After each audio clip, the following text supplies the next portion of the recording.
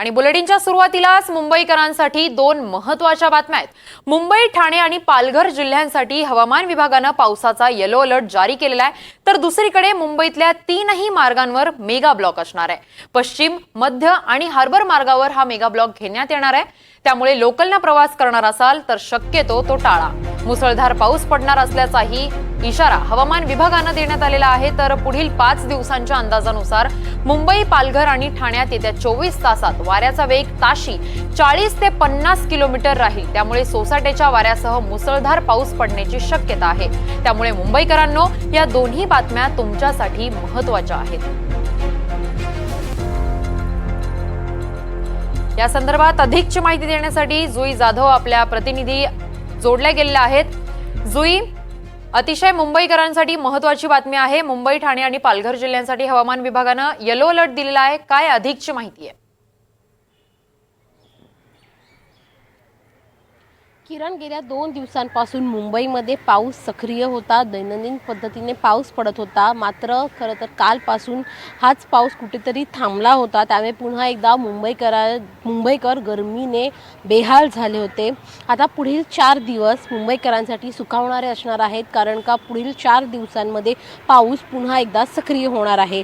मुंबई, ठाणे, पालघर आणि जे कोकणालगतचे जिल्हे आहेत त्यांना येलो अलर्ट देण्यात आला आहे। त्यासोबतच सिंधुदुर्ग, रत्नागिरी या विभागांना रेड अलर्ट हवामान विभागाने जारी केला आहे। जर आपण पाहिलं तर मग अधिकची माहिती यामध्ये द्यायची झाली तर मग मुंबई शहर आणि उपनगरात कुठेतरी एखादी सर आली की तसं ढगाळ वातावरण दिसतं, तसंच वातावरण गेले 2 दिवस होतं आणि आज म्हणजे येत्या 24 तासामध्ये पाऊस मुंबई, ठाणे जिल्ह्यासह पुन्हा एकदा सक्रिय होणार आहे।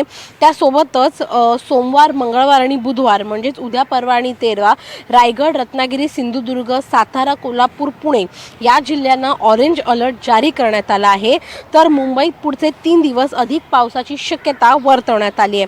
त्यामुळे जर आपण धरण क्षेत्र पाहिलं तर मग कोल्हापूरमध्ये कोयना धरण जे आहे त्याच्या पाणीसाठ्यात 1 TMCने वाढ झालेली आहे, तर जी कोल्हापूरची पंचगंगा नदी आहे त्याच्या पातळीमध्ये 4 फुटांनी एवढी वाढ झालेली आहे।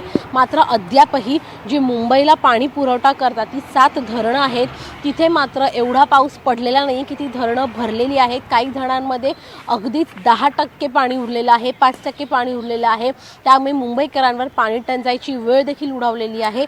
मात्र पुढच्या 4 दिवसांमध्ये पाऊस पुन्हा एकदा सक्रिय होणार आहे मुंबई, ठाणे या जिल्ह्यांमध्ये, त्यामुळे मुंबईकरांसाठी निश्चितच पुढचे 4 दिवस हे सुखावणारे असणार, कारण का गरमीपासून त्यांना आराम मिळणार आहे। किरण, अगदीच जुई, आपण जर पाहिलं तर एकीकडे येलो अलर्ट देण्यात आलेला आहे, हवामान विभागाने इशारा दिलेला आहे मुसळधार पावसाचा शहरामध्ये, तसेच मुंबईमध्ये आज 3ही मार्गांवर मेगा ब्लॉक देखील घेण्यात येणार आहे। त्या संदर्भात काय अधिकची माहिती आहे?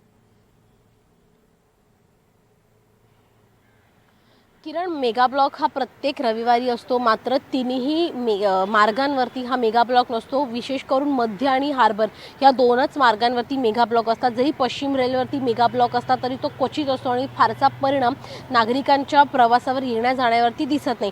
मात्र आज तिन्ही मार्गांवरती मेगा ब्लॉक आहे। सिग्नल दुरुस्तीचं ज्या ओव्हरहेड वायर असतात त्याच्या दुरुस्तीचं काम सुरू आहे, त्यामुळे नागरिकांनी आपलं रेल्वेचं जे वेळापत्रक आहे ते बघूनच घराबाहेर पडावं याची विनंती, खरं तर आवाहन रेल्वे प्रशासनाकडून करण्यात आलं आहे, कारण का तिन्ही मार्गांवरती मेगा ब्लॉक आहे।